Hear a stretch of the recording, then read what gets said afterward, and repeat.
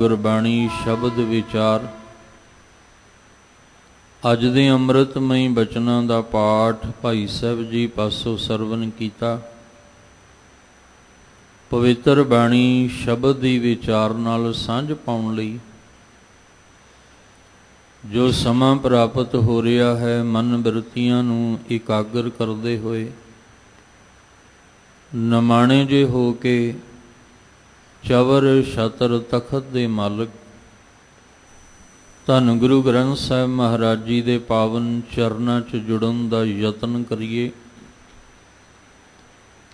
ਗੁਰੂ ਸਾਹਿਬ ਜੀ ਅੱਜ ਦੇ ਸ਼ਬਦ ਦੇ ਰਾਹੀਂ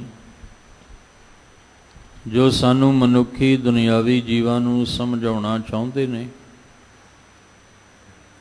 ਇੱਕ ਮਨ ਇੱਕ ਚਿੱਤ ਹੋ ਕੇ ਸਮਝਣ ਦਾ ਯਤਨ ਕਰੀਏ ਜੀ। ਵਾਹਿਗੁਰੂ ਸਾਹਿਬ ਜੀ। ਸ੍ਰੀ ਰਾਗ ਮਹੱਲਾ ਤੀਜਾ।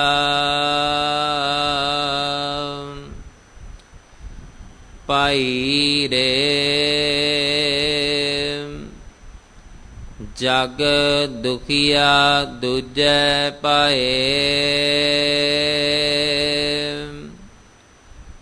ਗੁਰ ਸਰਨਾਈ ਸੁਖ ਲਹੈ, ਅਨ ਦਿਨ ਨਾਮ ਧਿਆਏ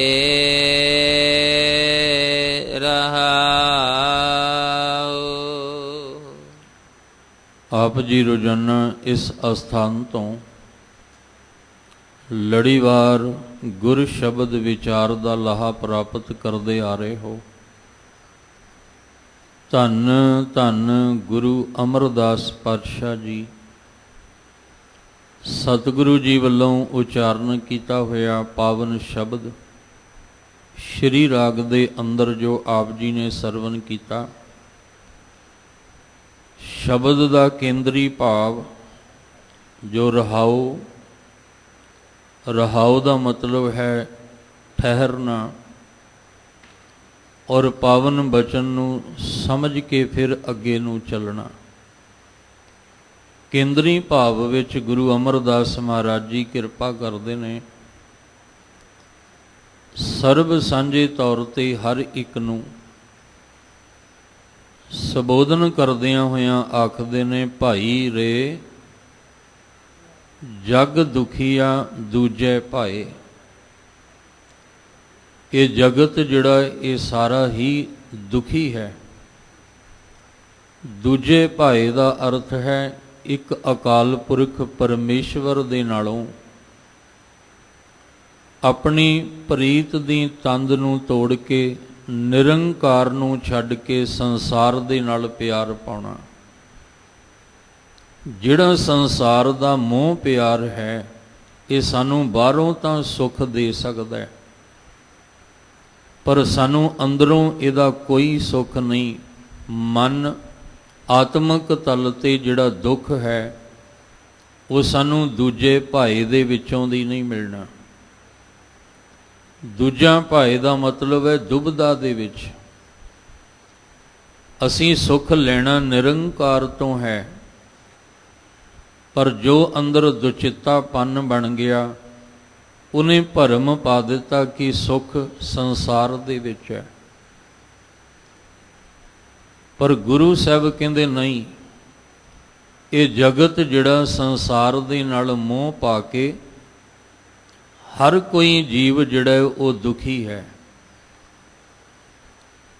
ਦੁੱਖ, ਸਭ ਤੋਂ ਵੱਡਾ ਦੁੱਖ ਕਿਹੜਾ ਹੈ? ਸਾਡਾ ਜੀਵ ਆਤਮਾ ਦਾ ਪਰਮੇਸ਼ਵਰ ਤੋਂ ਵਿਛੜ ਜਾਣਾ, ਔਰ ਵਿਛੜ ਕੇ ਵੱਖ-ਵੱਖ ਜੂਨਾਂ ਦੇ ਵਿੱਚ ਭਟਕਣਾ, ਇਹ ਸਾਡਾ ਸਭ ਤੋਂ ਵੱਡਾ ਦੁੱਖ ਹੈ। ਅਸੀਂ ਇਹ ਦੁੱਖ ਲੈ ਕੇ ਹੀ ਗੁਰੂ ਚਰਨਾਂ ਦੇ ਵਿੱਚ ਆਏ ਸਾਂ, ਪਰ ਜਦੋਂ ਦੂਜੇ ਭਾਏ ਦੀ ਭਾਵਨਾ ਅੰਦਰ ਬਣ ਗਈ, ਫਿਰ ਅਸੀਂ ਸਰੀਰ ਦਾ ਦੁੱਖ ਲੈ ਕੇ ਆਉਣ ਲੱਗ ਪਏ। ਫਿਰ ਅਸੀਂ ਘਰ ਦਾ, ਬਾਹਰ ਦਾ ਦੁੱਖ ਲੈ ਕੇ ਆਉਣ ਲੱਗ ਪਏ। ਪਰ ਜਿਹੜਾ ਸਾਡਾ ਮੂਲ ਕਾਰਨ ਸੀ, ਉਹ ਸੀ ਸਾਡੇ ਆਤਮਿਕ ਮੰਡਲ ਵਿੱਚ ਜਿਹੜਾ ਦੁੱਖ ਹੈ, ਉਸ ਹਿਸਾਬ ਦੇ ਨਾਲ ਸਾਹਿਬ ਕਹਿੰਦੇ ਸਾਰਾ ਜਗਤ ਹੀ ਦੁਖੀ ਹੈ। ਗੁਰੂ ਨਾਨਕ ਸਾਹਿਬ ਜੀ ਨੇ ਵੀ ਤੱਤ ਕੱਢਿਆ ਤੇ ਮਹਾਰਾਜ ਨੇ ਆਖਿਆ ਸੀ, ਬਾਲੀ ਰੋਵੈ ਨਾਏ ਪਤਾਰ, ਨਾਨਕ ਦੁਖੀਆ ਸਭ ਸੰਸਾਰ। ਕਿਉਂਕਿ ਆਪਾਂ ਸਾਰੇ ਹੀ ਉਹਦੇ ਤੋਂ ਵਿਛੜ ਕੇ ਆਏ ਆ। ਕੋਈ ਕਿਸੇ ਵੀ ਮੁਲਕ ਦਾ ਹੋਵੇ, ਧਰਮ ਦਾ ਹੋਵੇ, ਵਰਗ ਦਾ ਹੋਵੇ, ਪਰ ਅਸੀਂ ਸਾਰੇ ਹੀ ਆਤਮਿਕ ਮੰਡਲ ਕਰਕੇ ਉਹਦੇ ਤੋਂ ਵਿਛੜੇ ਹੋਏ ਆ। ਇਸ ਲਈ ਸਾਰਾ ਸੰਸਾਰ ਦੁਖੀ ਹੈ।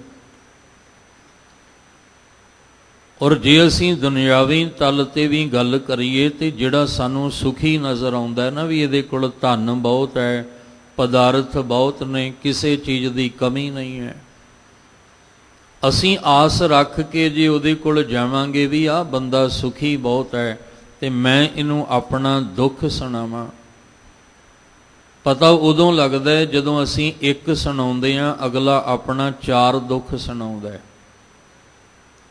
ਤੇ ਅਸੀਂ ਬੜੇ ਹੈਰਾਨ ਹੁੰਦੇ ਹਾਂ ਕਿ ਮੈਂ ਸੋਚਿਆ ਸੀ ਵੀ ਇਹ ਤੇ ਬੜਾ ਸੁਖੀ ਹੋਏਗਾ, ਪਰ ਇਹ ਤੇ ਮੇਰੇ ਨਾਲੋਂ ਵੀ ਵੱਧ ਕੇ ਦੁਖੀ ਨਿਕਲਿਆ। ਔਰ ਦੂਸਰੀ ਗੱਲ, ਗੁਰਬਾਣੀ ਅਨੁਸਾਰ ਮਹਾਰਾਜ ਜੀ ਕਹਿੰਦੇ ਤੁਸੀਂ ਆਪਣੇ ਦੁੱਖ ਦੀ ਪੰਡ ਕਿਹਦੇ ਕੋਲ ਖੋਲੋਗੇ? ਜਿਹਦੇ ਕੋਲ ਵੀ ਆਪਣੀ ਪੰਡ ਜਿਹੜੀ ਆ ਉਹ ਖੋਲੋਗੇ, ਉਹ ਆਪਣੀ ਪੰਡ ਦੁੱਖ ਦੀ ਲੈ ਕੇ ਬੈਠਾ ਹੈ। ਕੋਈ ਵੀ ਕਿਸੇ ਵੀ ਪ੍ਰਕਾਰ ਦਾ ਦੁੱਖ ਹੋਵੇ ਤਾਂ ਅਸੀਂ ਉਹਦਾ ਹਾਲ ਪੁੱਛਣ ਜਦੋਂ ਜਾਂਦੇ ਆ ਨਾ, ਤਕਰੀਬਨ ਆਪਾਂ ਸਾਰੇ ਹੀ ਜਾਣਦੇ ਹਾਂ ਕਿ ਜਿਹਦਾ ਹਾਲ ਪੁੱਛਣ ਜਾਂਦੇ ਆ ਉਹ ਤੇ 2 ਲਫ਼ਜ਼ਾਂ 'ਚ ਪੁੱਛ ਲੈਂਦੇ ਆ ਵੀ ਤੁਹਾਡਾ ਕੀ ਹਾਲ ਹੈ। ਉਹ ਅੱਗੋਂ ਕਹਿੰਦਾ ਵੀ ਠੀਕ ਹੈ, ਅੱਗੇ ਨਾਲੋਂ ਆਰਾਮ ਹੈ। ਉਸ ਤੋਂ ਬਾਅਦ ਉਹ ਬੰਦੇ ਦੀ ਗੱਲ ਨਹੀਂ ਹੁੰਦੀ, ਹੋਰ ਗੱਲਾਂ ਹੀ ਜਿਹੜੀਆਂ ਉਹ ਚੱਲਦੀਆਂ ਰਹਿੰਦੀਆਂ। ਫਿਰ ਅਸੀਂ ਆਪਣੇ ਜਿਹੜੇ ਉਹ ਦੱਸਣ ਲੱਗ ਜਾਂਦੇ ਆ ਵੀ ਫਲਾਣਾ ਬੜਾ ਦੁਖੀ ਹੈ, ਫਲਾਣਾ ਬੜਾ ਦੁਖੀ ਹੈ, ਉਹਦੇ ਨਾਲ ਇਸ ਤਰ੍ਹਾਂ ਹੋ ਗਿਆ, ਉਹਦੇ ਨਾਲ ਇਸ ਤਰ੍ਹਾਂ ਹੋ ਗਿਆ। ਤੇ ਜਿਹਦਾ ਹਾਲ ਪੁੱਛਣ ਆਏ ਉਹ ਵੀ ਸੋਚਦਾ ਹੋਏਗਾ ਵੀ ਇਹ ਹਾਲ ਪੁੱਛਣ ਆਇਆ ਹੈ ਕਿ ਮੈਨੂੰ ਦੱਸਣ ਵਾਸਤੇ ਆਇਆ ਹੈ। ਐਸਾ ਮਾਹੌਲ ਆਪਾਂ ਨੂੰ ਸਮਾਜ ਵਿੱਚ ਵੇਖਣ ਨੂੰ ਮਿਲਦਾ ਹੈ। ਤੇ ਗੁਰਬਾਣੀ ਅਨੁਸਾਰ ਮਹਾਰਾਜ ਜੀ ਕਹਿੰਦੇ, ਕਿਸ ਪਹਿ ਖੋਲੋ ਗੰਠੜੀ ਦੁਖੀ ਭਰ ਆਇਆ। ਮੈਂ ਕਿਹਦੇ ਕੋਲ ਪੰਡ ਖੋਲਾਂ? ਆਪਣੀ ਗਠੜੀ ਜਿਹੜੀ ਆ ਉਹ ਕਿਹਦੇ ਕੋਲ ਖੋਲਾਂ? ਦੁਖੀ ਭਰ ਆਇਆ। ਜਿਹੜਾ ਵੀ ਮੈਂ ਦੇਖਦਾ ਉਹ ਦੁਖੀ ਹੀ ਭਰਿਆ, ਦੁੱਖ ਨਾਲ ਹੀ ਭਰਿਆ ਹੋਇਆ। ਅਸੀਂ ਉਹਦੇ ਕੋਲ ਆ ਕੇ ਆਪਣਾ ਦੁੱਖ ਸੁਣਾਈਏ ਜਿਹੜਾ ਦੁੱਖ ਤੋਂ ਰਹਿਤ ਹੈ। ਅਸੀਂ ਆਪਣਾ ਰੋਗ ਉਹਨੂੰ ਆ ਕੇ ਸੁਣਾਈਏ ਜਿਹੜਾ ਰੋਗ ਤੋਂ ਰਹਿਤ ਹੈ। ਤੇ ਸਭ ਕਹਿੰਦੇ ਜੋ ਜੋ ਦੀਸੈ ਸੋ ਸੋ ਰੋਗੀ, ਰੋਗ ਰਹਿਤ ਮੇਰਾ ਸਤਿਗੁਰ ਜੋਗੀ। ਸਤਿਗੁਰੂ ਰੋਗ ਤੋਂ ਰਹਿਤ ਹੈ, ਵਿਕਾਰਾਂ ਦੇ ਰੋਗ ਤੋਂ। ਇਸ ਲਈ ਸਤਿਗੁਰੂ ਨੂੰ ਅਸੀਂ ਵਿਕਾਰਾਂ ਵਾਲਾ ਰੋਗ ਆ ਕੇ ਦੱਸਣਾ। ਸਤਿਗੁਰੂ ਇਸ ਦੂਜੇ ਭਾਏ ਵਾਲੇ ਦੁੱਖ ਤੋਂ ਰਹਿਤ ਹੈ। ਉਹ ਸੰਸਾਰ ਦੇ ਮੋਹ ਤੋਂ ਨਿਰਲੇਪ ਹੈ, ਉਹ ਨਿਰੰਕਾਰ ਦਾ ਹੀ ਰੂਪ ਹੈ। ਇਸ ਲਈ ਆਪਣਾ ਦੁੱਖ ਇਸੀ ਸਤਿਗੁਰੂ ਨੂੰ ਸੁਣਾਉਣਾ ਹੈ। ਸਤਿਗੁਰੂ ਮਹਾਰਾਜ ਜੀ ਗੁਰੂ ਅਰਜਨ ਦੇਵ ਪਾਤਸ਼ਾਹ ਜੀ ਦਾ ਸ਼ਬਦ ਹੈ, ਜਿਹਦੇ ਵਿੱਚ ਸਵਾਲ ਵੀ ਕੀਤਾ ਤੇ ਜਵਾਬ ਵੀ ਮਹਾਰਾਜ ਨੇ ਦਿੱਤਾ। ਉਹਦੇ ਵਿੱਚ ਸਵਾਲ ਕੀਤਾ, ਕਹਿੰਦੇ ਕਵਨ ਸੋ ਸੁਖੀਆ ਕਵਨ ਸੋ ਦੁਖੀਆ। ਇਹ 2 ਸਵਾਲ ਕੀਤੇ ਗੁਰੂ ਅਰਜਨ ਦੇਵ ਪਾਤਸ਼ਾਹ ਜੀ ਦਾ ਜਦੋਂ ਸ਼ਬਦ ਪੜਾਂਗੇ। ਪੁੱਛਿਆ ਮਹਾਰਾਜ ਜੀ ਸੁਖੀ ਕੌਣ ਹੈ ਤੇ ਦੁਖੀ ਕੌਣ ਹੈ? ਕਵਨ ਸੋ ਸੁਖੀਆ ਕਵਨ ਸੋ ਦੁਖੀਆ। ਤੇ ਮਹਾਰਾਜ ਨੇ ਜਵਾਬ ਦਿੱਤਾ, ਸਭ ਕਹਿੰਦੇ ਗੁਰਮੁਖ ਸੁਖੀਆ ਮਨ ਮੁਖ ਦੁਖੀਆ। ਜਿਹੜਾ ਗੁਰਮੁਖ ਬਣ ਗਿਆ, ਭਾਵ ਜਿਹਨੇ ਆਪਣੇ ਮਨ ਦਾ ਮੁਖ ਗੁਰੂ ਵੱਲ ਕਰ ਲਿਆ, ਉਹ ਸੁਖੀ ਹੈ। ਤੇ ਜਿਹਨੇ ਆਪਣਾ ਮਨ ਦਾ ਮੁਖ ਸੰਸਾਰ ਵੱਲ ਕਰ ਲਿਆ, ਤੇ ਜਿਹਨੇ ਸੰਸਾਰ ਵੱਲ ਕੀਤਾ ਦੂਜੇ ਭਾਏ, ਉਹਦੇ ਅੰਦਰ ਫਿਰ ਭਾਵਨਾ ਇੱਕ ਦੀ ਨਹੀਂ, ਉਹਦੇ ਅੰਦਰ ਭਾਵਨਾ ਦੂਜੇ ਦੀ ਬਣਦੀ ਹੈ। ਉਹਦੇ ਅੰਦਰ ਫਿਰ ਜਿਹੜੀ ਪ੍ਰੀਤ ਹੈ ਉਹ ਨਿਰੰਕਾਰ ਦੀ ਨਹੀਂ ਹੁੰਦੀ। ਦੂਜੇ ਭਾਏ ਦਾ ਅਰਥ ਉਹਦੇ ਅੰਦਰ ਪ੍ਰੀਤ ਸੰਸਾਰ ਦੀ ਹੁੰਦੀ ਹੈ। ਤੇ ਸਭ ਕਹਿੰਦੇ ਗੁਰਮੁਖ ਜਿਹੜਾ ਉਹ ਸੁਖੀਆ ਹੈ ਤੇ ਮਨਮੁਖ ਦੁਖੀਆ ਹੈ। ਮਨ ਮਗਰ ਚੱਲਣ ਵਾਲਾ ਦੁਖੀ ਹੈ, ਕਿਉਂਕਿ ਗੁਰਮੁਖ ਤਾਂ ਕਹਿੰਦਾ ਹੈ ਕਿ ਮਹਾਰਾਜ ਜੀ ਦੁੱਖ ਵਿੱਚ ਸੁਖ ਮਨਾਈ, ਉਹ ਤਾਂ ਦੁੱਖ ਵਿੱਚ ਵੀ ਸੁੱਖ ਦਾ ਆਨੰਦ ਲੈਂਦਾ ਹੈ। ਜਿਹੜਾ ਗੁਰਮੁਖ ਹੈ ਉਹ ਸੁਖੀ ਕਿਉਂ ਹੈ? ਉਹ ਇਸ ਲਈ ਸੁਖੀ ਹੈ ਕਿ ਜੇ ਸੁਖ ਦੇ ਤਾਂ ਤੁਝੇ ਆਰਾਧੀ ਦੁੱਖ ਵੀ ਤੁਝੇ ਧਿਆਈ, ਜੇ ਭੁੱਖ ਦੇ ਤਾਂ ਇਤ ਹੀ ਰਾਜਾ ਦੁੱਖ ਵਿੱਚ ਸੁਖ ਮਨਾਈ। ਉਹ ਇਸ ਲਈ ਸੁਖੀ ਹੈ। ਦੁਖੀ ਇਸ ਲਈ ਹੈ ਕਿ ਉਹ ਉਹਦੀ ਰਜ਼ਾ ਵਿੱਚ ਤੁਰਦਾ ਨਹੀਂ ਹੈ, ਉਹ ਸੰਸਾਰ ਨਾਲ ਮੋਹ ਪਾ ਕੇ ਤੁਰਦਾ ਹੈ। ਇਸ ਲਈ ਗੁਰੂ ਅਮਰਦਾਸ ਮਹਾਰਾਜ ਜੀ ਅੱਜ ਕਿਰਪਾ ਕਰਦੇ ਨੇ। ਸਭ ਜੀ ਕਹਿੰਦੇ ਭਾਈ ਰੇ ਜਗ ਦੁਖੀਆ ਦੂਜੇ ਭਾਏ। ਜਦੋਂ ਇਹਦੇ ਅੰਦਰ ਇੱਕ ਨੂੰ ਛੱਡ ਕੇ ਦੂਜੇ ਦਾ ਮੋਹ ਪਿਆਰ ਪੈਦਾ ਹੋਇਆ, ਇਹ ਜਗਤ ਵਿੱਚ ਜਿੰਨੇ ਵੀ ਜੀਵ ਹੈ ਉਹ ਸਾਰੇ ਦੇ ਸਾਰੇ ਹੀ ਦੁਖੀ ਨੇ। ਗੁਰ ਸ਼ਰਨਾਈ ਸੁਖ ਲਹੈ। ਗੁਰੂ ਸਾਹਿਬ ਦੀ ਸ਼ਰਨ ਵਿੱਚ ਆ ਕੇ ਸੁਖ ਦੀ ਪ੍ਰਾਪਤੀ ਹੁੰਦੀ ਹੈ। ਕਿਵੇਂ ਹੁੰਦੀ ਹੈ? ਕਿਉਂਕਿ ਗੁਰੂ ਸਾਹਿਬ ਜੀ ਉਹਨੂੰ ਦੁੱਖ ਕੱਟਣ ਵਾਸਤੇ ਪਰਮੇਸ਼ਵਰ ਦਾ ਨਾਮ ਦਿੰਦੇ ਆ। ਜਿਵੇਂ ਰੋਗ ਦੀ ਗੱਲ ਕੀਤੀ ਵੀ ਜੋ ਜੋ ਦਿਸੈ ਸੋ ਸੋ ਰੋਗੀ, ਇਹਦੇ ਵਿੱਚ ਸਮਾਜਿਕ ਵੀ ਆ ਗਏ, ਪਰਿਵਾਰਕ ਵੀ ਆ ਗਏ, ਧਾਰਮਿਕ ਵੀ ਆ ਗਏ, ਰਾਜਨੀਤਿਕ ਵੀ ਆ ਗਏ। ਇਹ ਸਾਰੇ ਹੀ ਰੋਗੀ ਨੇ। ਧਾਰਮਿਕ ਵੀ ਸਾਨੂੰ ਅੰਦਰੋਂ ਵਿਕਾਰਾਂ ਵਾਲੇ ਰੋਗੀ ਨਜ਼ਰ ਆਉਣਗੇ, ਰਾਜਨੀਤਿਕ ਵੀ ਨਜ਼ਰ ਆਉਣਗੇ, ਸਮਾਜਿਕ ਵਾਲੇ ਵੀ ਨਜ਼ਰ ਆਉਣਗੇ। ਜੇ ਸਭ ਤੋਂ ਕੋਈ ਰੋਗ ਤੋਂ ਨਿਰਲੇਪ ਹੈ ਤੇ ਉਹ ਸਤਿਗੁਰੂ। ਤੇ ਦੁੱਖ ਨੂੰ ਕੱਟਣ ਵਾਲਾ ਕੌਣ ਹੈ? ਦੁੱਖ ਭੰਜਨ ਤੇਰਾ ਨਾਮ ਜੀ, ਦੁੱਖ ਭੰਜਨ ਤੇਰਾ ਨਾਮ। ਤੇ ਜੇ ਸਾਨੂੰ ਗੁਰਬਾਣੀ ਦਾ ਆਸਰਾ ਦਿੱਤਾ ਹੈ ਤੇ ਕਾਹਦੇ ਲਈ ਦਿੱਤਾ ਹੈ? ਦੋਵੇਂ ਚੀਜ਼ਾਂ ਨੂੰ ਖਤਮ ਕਰਨ ਵਾਸਤੇ। ਪਰਮੇਸ਼ਰ ਦਿੱਤਾ ਬੰਨਾ ਦੁੱਖ ਰੋਗ ਕਾ ਡੇਰਾ ਭੰਨਾ, ਆਨੰਦ ਕਰੇ ਨਰ ਨਾਰੀ ਹਰ ਹਰ ਪ੍ਰਭ ਕਿਰਪਾ ਧਾਰੀ, ਸੰਤੋ ਸੁਖ ਹੋਆ ਸਭ ਥਾਈ। ਆ ਜਿਹੜਾ ਆਸਰਾ ਸਾਨੂੰ ਦਿੱਤਾ ਹੈ, ਜੇ ਇਸ ਆਸਰੇ ਤੇ ਆਪਾਂ ਚੱਲਾਂਗੇ ਤਾਂ ਦੁੱਖ ਵੀ ਤੇ ਰੋਗ ਵੀ ਦੋਵੇਂ ਹੀ ਨਾਸ਼ ਹੋ ਜਾਣਗੇ। ਮਾਨਸਿਕ ਮੰਡਲ ਵਿੱਚ ਸਾਨੂੰ ਸੁੱਖ ਦੀ ਪ੍ਰਾਪਤੀ ਹੋ ਜਾਏਗੀ। ਇਸ ਲਈ ਸਾਰਾ ਜਗ ਹੀ ਦੂਜੇ ਭਾਏ ਵਿੱਚ ਦੁੱਖ ਭੋਗ ਰਿਹਾ ਹੈ। ਪਰ ਜਿਹੜਾ ਗੁਰੂ ਦੀ ਸ਼ਰਨ ਵਿੱਚ ਆਏਗਾ, ਸ਼ਰਨਾਈ ਜਿਹੜਾ ਸ਼ਰਨ ਵਿੱਚ ਆਇਆ ਹੈ, ਸੁਖ ਲਹੈ, ਉਹਨੂੰ ਸੁਖ ਦੀ ਪ੍ਰਾਪਤੀ ਹੁੰਦੀ ਹੈ। ਕਿਵੇਂ? ਅੰਨ ਦਿਨ ਨਾਮ ਧਿਆਏ, ਕਿਉਂਕਿ ਗੁਰੂ ਸਾਹਿਬ ਨੇ ਉਹਨੂੰ ਸੱਚਾ ਨਾਮ ਦਿੱਤਾ ਹੈ। ਕਿਹੜਾ? ਦੁੱਖ ਭੰਜਨ ਤੇਰਾ ਨਾਮ ਜੀ। ਜਿਹੜਾ ਨਾਮ ਸਾਡੇ ਅੰਦਰ ਦੇ ਦੁੱਖ ਦਾ ਨਾਸ਼ ਕਰਨ ਵਾਲਾ ਹੈ, ਉਹ ਨਾਮ ਗੁਰੂ ਦੇ ਰਾਹੀਂ ਜਦੋਂ ਮਿਲਿਆ ਤੇ ਅੰਨ ਦਿਨ ਰਾਤ ਜਦੋਂ ਉਹਨੂੰ ਧਿਆਇਆ ਤੇ ਧਿਆਉਣ ਵਾਲਾ ਜਿਹੜਾ ਸੀ ਉਹ ਸੁਖੀ ਹੋ ਗਿਆ। ਤੇ ਜਿਹਨੇ ਨਹੀਂ ਧਿਆਇਆ ਉਹ ਦੁਖੀ ਹੀ ਹੈ। ਉਹ ਪਰਮੇਸ਼ਵਰ ਨਾਲ, ਉਹ ਸੰਸਾਰ ਵਿੱਚ ਰਹਿ ਕੇ ਨਿਰੰਕਾਰ ਨਾਲ ਨਹੀਂ ਜੁੜ ਸਕਿਆ। ਉਹ ਅੰਜਨ ਵਿੱਚ ਰਹਿ ਕੇ ਨਿਰਅੰਜਨ ਨਹੀਂ ਹੋ ਸਕਿਆ। ਇਸ ਕਰਕੇ ਗੁਰਮੁਖ ਸੁਖੀਆ, ਮਨਮੁਖ ਦੁਖੀਆ। ਮਨਮੁਖ ਅੰਜਨ ਵਿੱਚ ਹੀ ਰਹਿ ਜਾਂਦਾ ਹੈ ਤੇ ਗੁਰਮੁਖ ਅੰਜਨ ਵਿੱਚ ਰਹਿ ਕੇ ਨਿਰਅੰਜਨ ਹੋ ਜਾਂਦਾ ਹੈ। ਇਸ ਲਈ ਜਿਹੜਾ ਗੁਰੂ ਦੀ ਸ਼ਰਨ ਵਿੱਚ ਆਉਂਦਾ ਹੈ ਉਹਨੂੰ ਸੁਖ ਪ੍ਰਾਪਤ ਹੁੰਦਾ ਹੈ ਤੇ ਉਹ ਅੰਨ ਦਿਨ ਰਾਤ ਨਾਮ ਨੂੰ ਧਿਆ ਕੇ ਉਹ ਸਦਾ ਸੁਖ ਆਪਣੇ ਜੀਵਨ ਅੰਦਰ ਬਣਾ ਲੈਂਦਾ ਹੈ। ਸੁਖ ਸਾਗਰ ਹਰ ਨਾਮ ਹੈ, ਗੁਰਮੁਖ ਪਾਇਆ ਜਾਏ। ਅਨ ਦਿਨ ਨਾਮ ਧਿਆਈਐ, ਸਹਜੇ ਨਾਮ ਸਮਾਏ। ਅੰਦਰ ਰਚੈ ਹਰ ਸੱਚ ਸਿਉ, ਰਸਨਾ ਹਰ ਗੁਣ ਗਾਏ। ਸਤਿਗੁਰੂ ਜੀ ਨੇ ਪਹਿਲਾਂ ਕੇਂਦਰੀ ਭਾਵ ਦੇ ਵਿੱਚ ਸਾਨੂੰ ਸਮਝਾਇਆ ਕਿ ਸਾਰਾ ਜਗਤ ਹੀ ਜਿਹੜਾ ਉਹ ਦੁੱਖ ਭੋਗ ਰਿਹਾ ਹੈ। ਨਿਰੰਕਾਰ ਦੇ ਨਾਲ ਪ੍ਰੀਤ ਛੱਡ ਕੇ ਸੰਸਾਰ ਨਾਲ ਪਿਆਰ ਪਾ ਕੇ। ਪਰ ਜਿਹੜਾ ਗੁਰੂ ਦੀ ਸ਼ਰਨ ਵਿੱਚ ਆਏਗਾ ਉਹ ਸੁਖ ਪ੍ਰਾਪਤ ਕਰ ਲਵੇਗਾ ਤੇ ਅਨੰਦਿਨ ਨਾਮ ਨੂੰ ਧਿਆਏਗਾ। ਹੁਣ ਇਹਨੂੰ ਗੁਰੂ ਸਾਹਿਬ ਜੀ ਪਹਿਲੇ ਪਦੇ ਵਿੱਚ ਖੋਲ੍ਹਦਿਆਂ ਸਮਝਾਉਂਦੇ ਨੇ, ਸੁਖ ਸਾਗਰ ਹਰ ਨਾਮ ਹੈ। ਪੂਰੇ ਸੰਸਾਰ ਦੇ ਵਿੱਚ, ਆਲ ਵਰਲਡ ਦੇ ਅੰਦਰ ਸਾਗਰ ਤਾਂ ਪਾਣੀ ਦੇ ਬਹੁਤ ਨੇ, ਸਮੁੰਦਰ ਤਾਂ ਬਹੁਤ ਨੇ, ਸਮੁੰਦਰ ਦੇ ਅੰਦਰ ਵੀ ਬਹੁਤ ਇਲਾਕੇ ਨੇ। ਕਈ ਐਸੇ ਟਾਪੂ ਬਣੇ ਹੋਏ ਨੇ ਜਿੱਥੇ ਲੋਕ ਵੱਸਦੇ ਹੈ। ਪਰ ਕਹਿੰਦੇ ਨੇ ਇੱਕੋ ਹੀ ਸਾਗਰ ਹੈ ਜਿਹੜਾ ਸੁੱਖ ਦਾ ਹੈ। ਉਹ ਕਿਹੜਾ ਹੈ? ਹਰ ਨਾਮ ਹੈ, ਜਿਹਦੇ ਵਿੱਚ ਚੁੱਭੀ ਲਾਓਗੇ ਤੇ ਤੁਹਾਨੂੰ ਸੁੱਖ ਮਿਲੇਗਾ। ਪਰ ਜਿਨ੍ਹਾਂ ਨੇ ਸੰਸਾਰ ਨਾਲ ਮੋਹ ਪਿਆਰ ਪਾਇਆ ਸੀ, ਉਹਨਾਂ ਨੇ ਜੋੜਿਆ ਵੀ ਸੰਸਾਰ ਨਾਲ ਹੀ।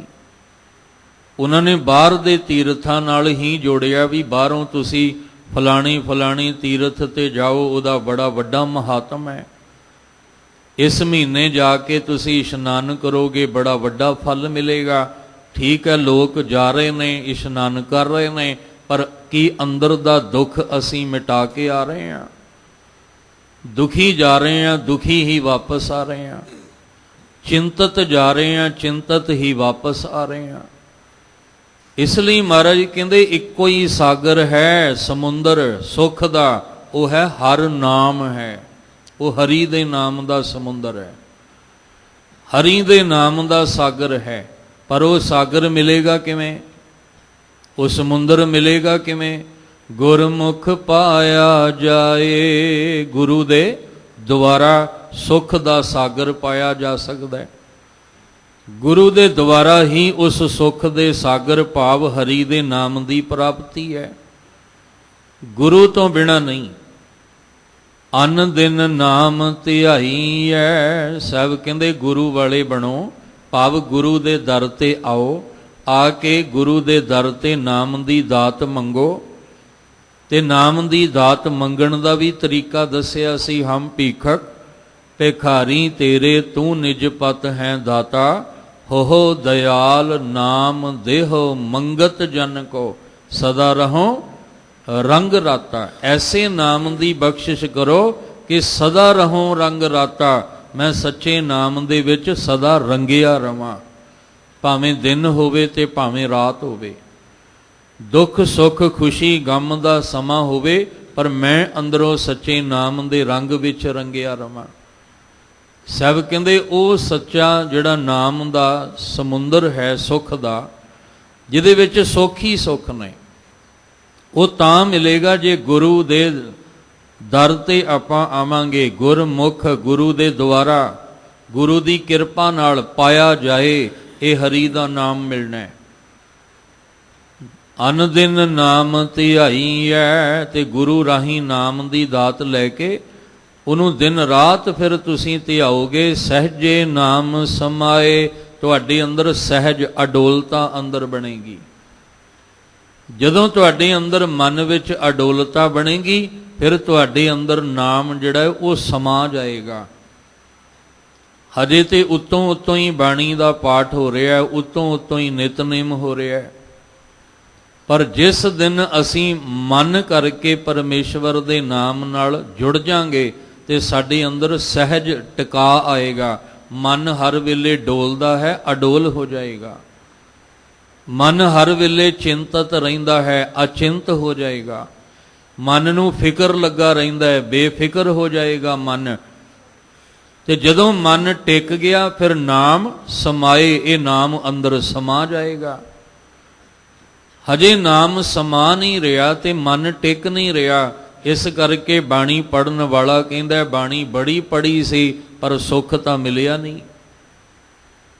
ਬਾਣੀ ਤਾਂ ਅਸੀਂ ਬੜੀ ਪੜ੍ਹਦੇ ਹਾਂ, ਹਰ ਵੇਲੇ ਬਾਣੀ ਪੜ੍ਹਦੇ ਸੁਣਦੇ ਰਹਿੰਦੇ ਹਾਂ, ਪਰ ਸੁੱਖ ਤਾਂ ਮਿਲਦਾ ਕੋਈ ਨਹੀਂ ਪਿਆ।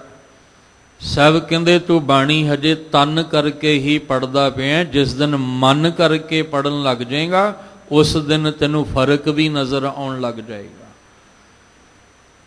ਇਸ ਲਈ ਸਾਹਿਬ ਜੀ ਕਹਿੰਦੇ ਤੂੰ ਗੁਰੂ ਸਾਹਿਬ ਦੀ ਸ਼ਰਨ ਵਿੱਚ ਆ ਕੇ ਨਾਮ ਦੀ ਦਾਤ ਲੈ ਕੇ ਉਹਨੂੰ ਅੰਨ ਦਿਨ ਰਾਤ ਉਹਨੂੰ ਧਿਆਉਣਾ ਕਰ।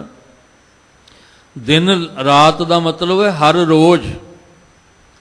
ਹਰ ਰੋਜ਼ ਤੂੰ ਪਰਮੇਸ਼ਵਰ ਦੇ ਨਾਮ ਨੂੰ ਧਿਆ, ਹਰ ਰੋਜ਼ ਨਿਤ ਦਾ ਨੇਮ ਬਣਾ। ਜਦੋਂ ਨਿਤ ਦਾ ਨੇਮ ਬਣਾਏਗਾ ਤੇ ਇੱਕ ਦਿਨ ਸਹਿਜ ਤੇਰੇ ਅੰਦਰ ਆ ਜਾਏਗਾ, ਤੇਰੇ ਅੰਦਰ ਅਡੋਲਤਾ ਬਣ ਜਾਏਗੀ, ਤੇਰਾ ਮਨ ਜਿਹੜਾ ਹੈ ਉਹ ਟਿਕਾ ਵਿੱਚ ਆ ਜਾਏਗਾ। ਤੇ ਜਦੋਂ ਮਨ ਟਿਕ ਜਾਏਗਾ ਫਿਰ ਜਿਹੜਾ ਨਾਮ ਸੀ ਉਹ ਨਾਮ ਸਮਾਏ, ਉਹ ਨਾਮ ਜਿਹੜਾ ਹੈ ਉਹ ਤੇਰੇ ਅੰਦਰ ਸਮਾ ਜਾਏਗਾ। ਅੰਦਰ ਰਚੈ ਹਰ ਸੱਚ ਸਿਉ, ਰਸਨਾ ਹਰ ਗੁਣ ਗਾਏ। ਜਦੋਂ ਅੰਦਰ ਰਚ ਗਿਆ ਨਾ, ਸਮਾਏ ਦਾ ਅਰਥ ਸੀ ਕਿ ਅੰਦਰ ਨਾਮ ਰਚ ਗਿਆ, ਘੁਲ ਮਿਲ ਗਿਆ। ਜਦੋਂ ਅੰਦਰ ਨਾਮ ਘੁਲ ਮਿਲ ਗਿਆ ਫਿਰ ਤੁਹਾਨੂੰ ਨਾਮ ਜਪਣ ਦੀ ਲੋੜ ਨਹੀਂ, ਉਹ ਨਾਮ ਆਪਣੇ ਆਪ ਹੀ ਅੰਦਰ ਚੱਲੇਗਾ।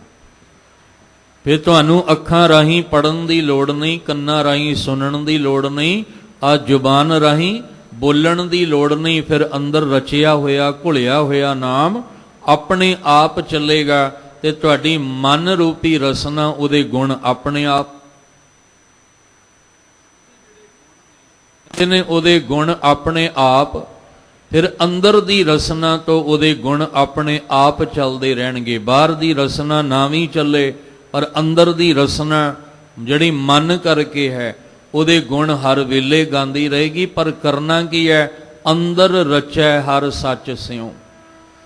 ਅੰਦਰ ਸੱਚੇ ਨਾਮ ਦੇ ਨਾਲ ਰਚਣਾ ਚਾਹੀਦਾ, ਘੁਲਣਾ ਮਿਲਣਾ ਚਾਹੀਦਾ ਅੰਦਰੋਂ। ਪਰ ਹਜੇ ਅੰਦਰ ਘੁਲ ਮਿਲ ਨਹੀਂ ਰਿਹਾ। ਧਿਆਨ ਦੇਣਾ, ਅਸੀਂ ਬਾਣੀ ਪੜ੍ਹ ਰਹੇ ਹਾਂ, ਨਿਤਨੇਮ ਕਰ ਰਹੇ ਹਾਂ, ਜਾਂ ਅਸੀਂ ਵਾਹਿਗੁਰੂ ਦਾ ਜਾਪ ਕਰ ਰਹੇ ਹਾਂ, ਤੇ ਕੀ ਅੰਦਰ ਸਾਡਾ ਮਨ ਟਿਕਿਆ ਹੈ? ਸੁਰਤ ਟਿਕੀ ਹੋਈ ਹੈ? ਪਰ ਜਦੋਂ ਅਸੀਂ ਵੇਖਾਂਗੇ ਵੀ ਮੁਖ ਤੋਂ ਵਾਹਿਗੁਰੂ, ਬਾਹਰੋਂ ਵੀ ਵਾਹਿਗੁਰੂ ਹੈ ਤੇ ਅੰਦਰੋਂ ਵੀ ਵਾਹਿਗੁਰੂ ਹੈ, ਅੰਦਰ ਵੀ ਵਾਹਿਗੁਰੂ ਹੈ ਤੇ ਮੁਖ ਤੇ ਵਿੱਚ ਵੀ ਵਾਹਿਗੁਰੂ ਹੈ, ਉਹਨੂੰ ਕਹਿੰਦੇ ਇੱਕਮਿਕ ਹੋ ਜਾਣਾ, ਘੁਲ ਮਿਲ ਜਾਣਾ। ਪਰ ਹਜੇ ਸੁਰਤ ਤਾਂ ਕਿਤੇ ਹੋਰ ਲੱਗੀ ਹੋਈ ਹੈ। ਦਿਮਾਗ ਜਿਹੜਾ ਇਹਦੇ ਵਿੱਚ ਖਿਆਲ ਹੋਰ ਨੇ, ਫੁਰਨੇ ਹੋਰ ਬਣ ਰਹੇ ਨੇ। ਹਜੇ ਇਹ ਅੰਦਰ ਜਿਹੜਾ ਰਚਿਆ ਨਹੀਂ ਨਾਮ।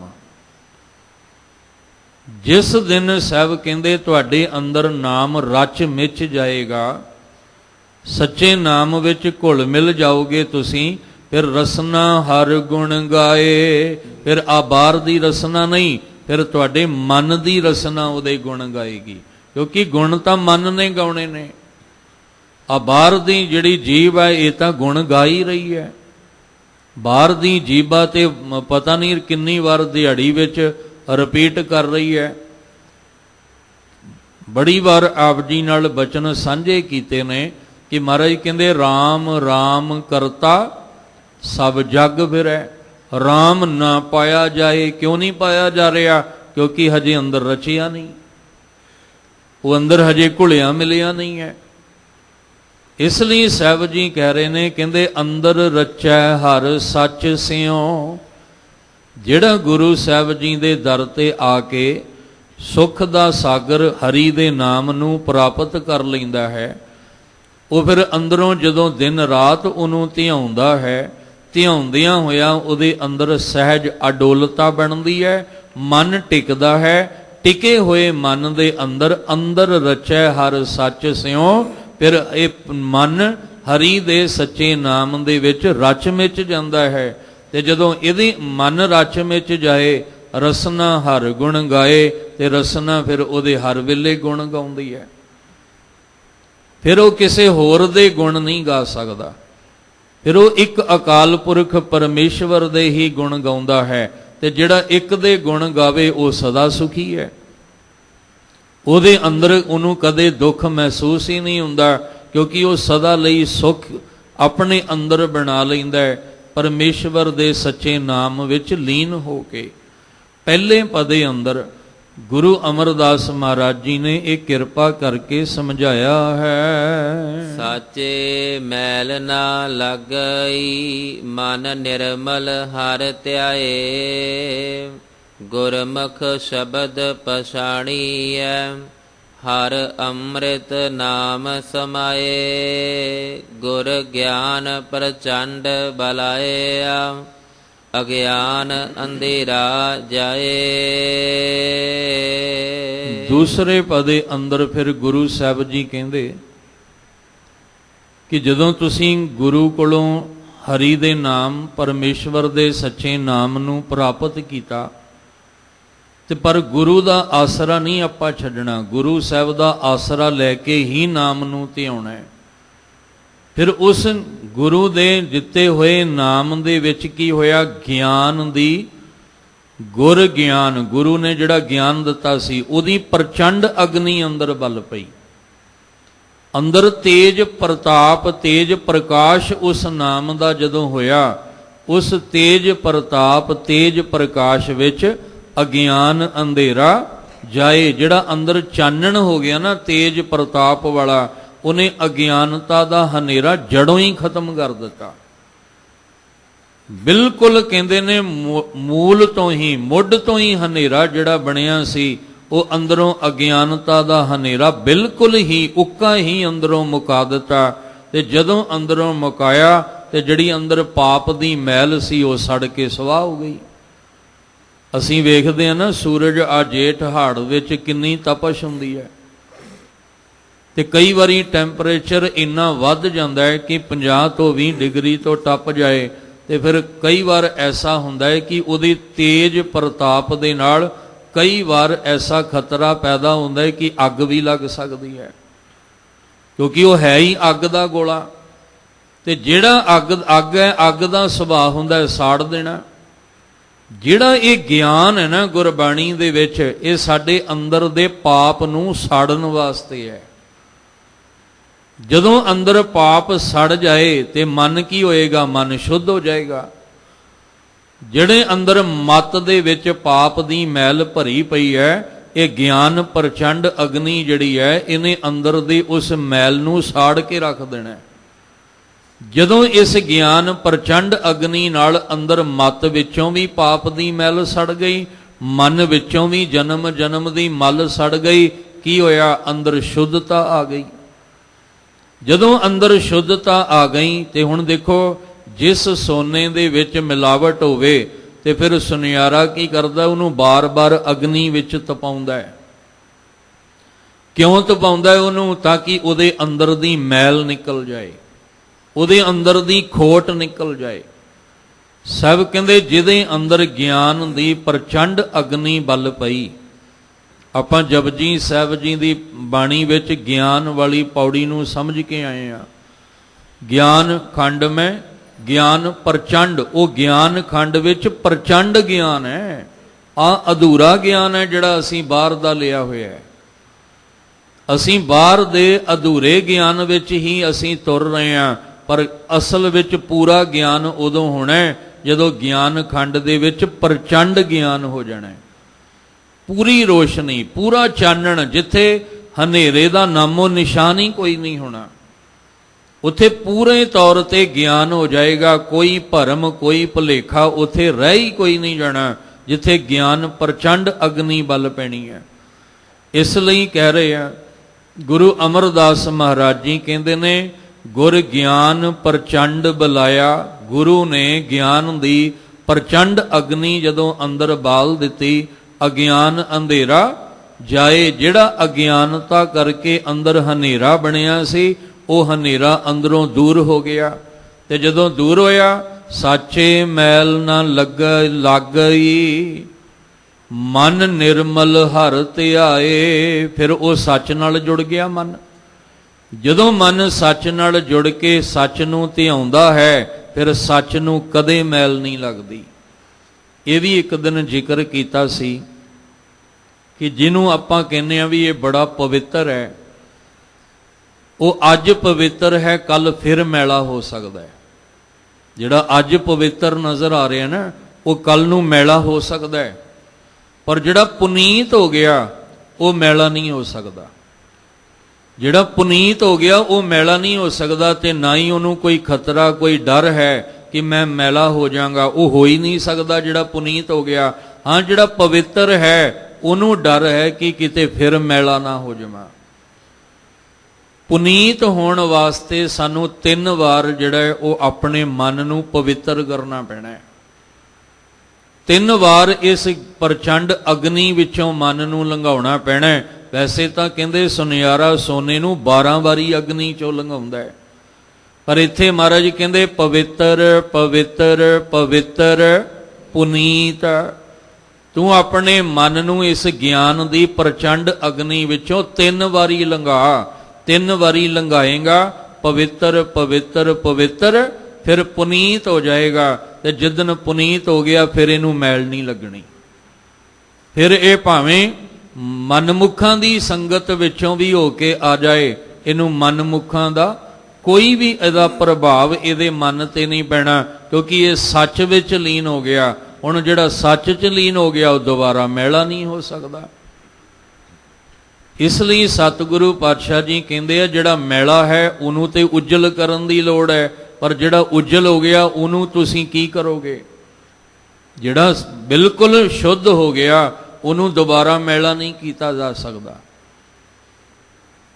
ਗੁਰੂ ਸਾਹਿਬ ਕਹਿੰਦੇ ਨੇ ਸੰਸਾਰ ਰੋਗੀ ਨਾਮ ਦਾਰੂ, ਮੈਲ ਲਾਗੇ ਸੱਚ ਬਿਨਾ। ਸੱਚ ਤੋਂ ਬਿਨਾ ਤੇ ਮੈਲ ਲੱਗਣੀ ਲੱਗਣੀ ਹੈ।